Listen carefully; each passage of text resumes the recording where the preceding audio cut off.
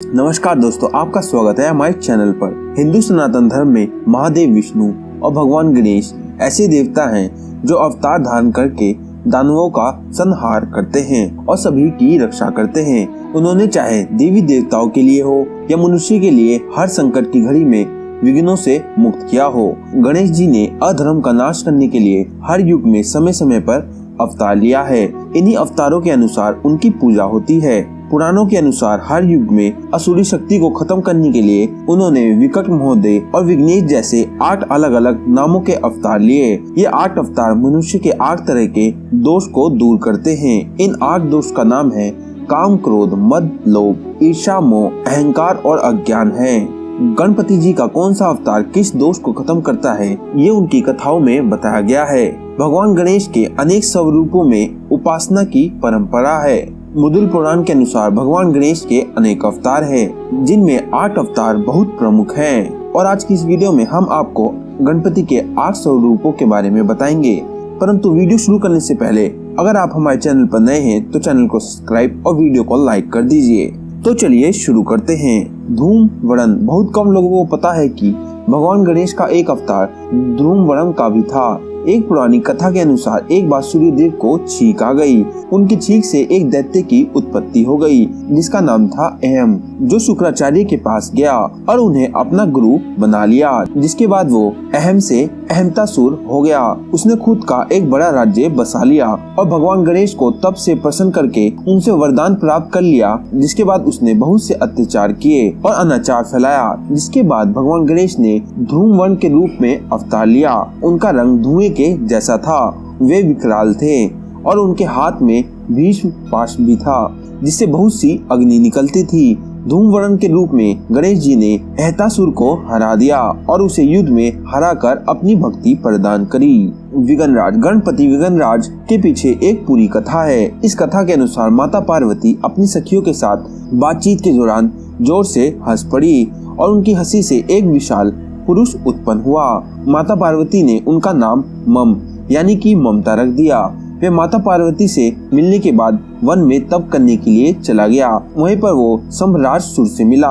सम्राटसुर ने उसे कई असुरी शक्तियां प्रदान करी। उसने मम को गणेश की उपासना करने को कहा। जिसके बाद मम ने गणपति को प्रसन्न कर ब्रह्मांड का राज मांग लिया। जिसके बाद सम्राटसुर ने मम का विवाह अपनी पुत्री मोहिनी के साथ करवा दिया। और जब शुक्राचार्य ने मम के तप के बारे में सुना तो उसे दैत्यराज के पद पर विभूषित कर दिया।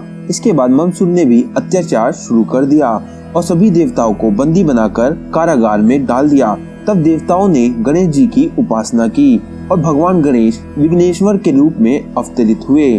उन्होंने मणिसुन का वध करके देवताओं को छुड़ा दिया। गजानन। जैसे कि सभी जानते हैं कि गणेश जी गजानन के नाम से पुकारा जाता है, लेकिन इस नाम के पीछे एक कथा प्रचलित है। धनराज कुबेर से लोभासुर का जन्म हुआ, जिसके बाद वह शुक्राचार्य की शरण में चले गए। उसने शुक्राचार्य के आदेश पर महादेव की उपासना शुरू की, जिससे महादेव उस पर प्रसन्न हो गए। उन्होंने उसे निर्भय होने का वरदान दिया। जिसके बाद लोभासुर ने सभी लोगों पर अपना आधिपत्य स्थापित कर लिया। तब देवगुरु ने सारे देवताओं को भगवान गणेश की उपासना करने की सलाह दी। गणेश ने गजानन रूप में दर्शन दिए और देवताओं को वरदान दिया कि मैं लोभासुर को पराजित करूंगा। जिसके बाद भगवान गणेश ने लोभासुर से युद्ध के लिए संदेश भेजा, परंतु शुक्राचार्य की सलाह पर लोभासुर ने बिना युद्ध किए ही अपनी पराजय स्वीकार कर ली। लंबोदर। क्रोधासुर नाम के दैत्य ने सूर्य नारायण की उपासना करके उसने ब्रह्मांड विजय का वरदान पा लिया। क्रोधासुर के इस वरदान के कारण सभी देवता भयभीत हो गए और वे युद्ध करने निकल पड़ा। तब भगवान गणेश ने लंबोदर रूप धारण करके उसको रोक लिया और क्रोधासुर को समझाया और उसे ये आभास दिलाया कि वो संसार का गंभीर योद्धा नहीं हो सकता। क्रोधासुर ने अपना विजय अभियान रोक दिया और सब कुछ छोड़कर पाताल लोक में चला गया। वेंकट। इसके बारे में आप सब जानते होंगे कि भगवान विष्णु ने जलंधर नामक राक्षस के विनाश के लिए उसकी पत्नी वंदा का सतीत्व भंग किया था। उससे दैत्य उत्पन्न हुआ था जिसका नाम था कामासुर। पुरानी कथाओं के अनुसार कामासुर ने भगवान शिव की आराधना करके त्रिलोक विजय का वरदान पा लिया। इसके बाद उसने अन्य दैत्यों की तरह ही देवताओं पर अत्याचार करना शुरू कर दिया। तब सारे देवताओं ने भगवान गणेश का ध्यान किया और फिर भगवान गणेश के वेंकट रूप में अवतार लिया। वेंकट रूप में भगवान मोर पर विराजित होकर अवतरित हुए। उन्होंने देवताओं को अभय वरदान देकर कामासुर को पराजित कर दिया। वक्रतुंड पुरानी मान्यताओं के अनुसार गजानन ने राक्षस मत्रासुर के पुत्र का वध किया था। कहा जाता है कि ये राक्षस भगवान शिव का परम भक्त था और उनकी तपस्या करके उनसे वरदान पाया था कि उसे किसी से भय नहीं रहेगा। मत्रासुर ने शुक्राचार्य की आज्ञा से देवताओं को तंग करना शुरू कर दिया।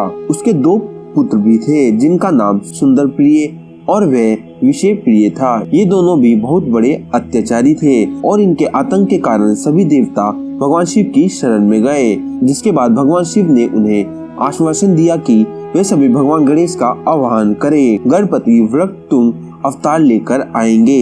देवताओं ने आराधना की और गणपति वक्रतुंड के रूप में मत्रासुर के दोनों पुत्रों का संहार किया और साथ ही मत्रासुर को भी पराजित कर दिया। और फिर वही मत्रासुर बाद में भगवान गणेश का भक्त हो गया। एक दंत गणेश जी के अवतार को लेकर एक कथा प्रचलित है जो कि इस प्रकार है। महर्षि सेवन ने अपने तपोबल से मदन नाम के राक्षस की रचना की और वह राक्षस उनका पुत्र कहलाया। मदन दैत्यों के गुरु शुक्राचार्य से दीक्षा ली। शुक्राचार्य ने उसे हर तरह की विद्या में निपुण बनाया। शिक्षा होने पर उसने देवताओं का विरोध करना शुरू कर दिया। सभी देवता उससे प्रताड़ित होने लगे। जिसके बाद सभी देवता मिलकर भगवान गणेश की आराधना करने लगे। तब भगवान गणेश एक दंत रूप में प्रकट हुए। उनकी 4 भुजाएं, एक दंत, बड़ा पेट और उनका सिर हाथी के समान था। उनके साथ में 5 परशु, अंकुश और खिला हुआ कमल था। एक दंत ने देवताओं को अभय वरदान दिया और मदासुर को युद्ध में पराजित किया।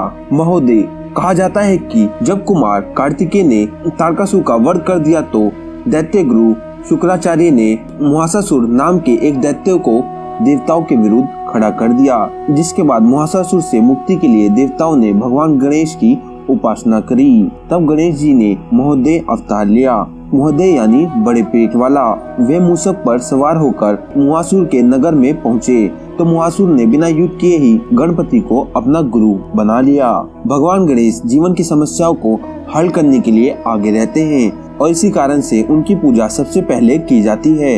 हर अवतार का महत्व अलग अलग असुरों के नाश के लिए हुआ था और इनकी अलग अलग उपासना करने से मनुष्य अपने मन की अलग अलग वृत्तियों पर नियंत्रण पा सकता है। अभी आपने जो गणपति जी के 800 रूपों के बारे में वीडियो में देखा, ये किसी भी व्यक्ति की कमजोरियों को दूर कर सकता है। अगर ये कमजोरियां दूर हो जाए तो व्यक्ति जीवन में हर प्रकार की उन्नति कर सकता है, यहाँ तक कि ईश्वर की भी उपलब्धि पा सकता है। दोस्तों आज की वीडियो में बस इतना ही। अगर आपको ये जानकारी अच्छी लगी हो, वीडियो को लाइक और चैनल को सब्सक्राइब कर दीजिए। इस वीडियो को अंत तक देखने के लिए आपका बहुत बहुत धन्यवाद।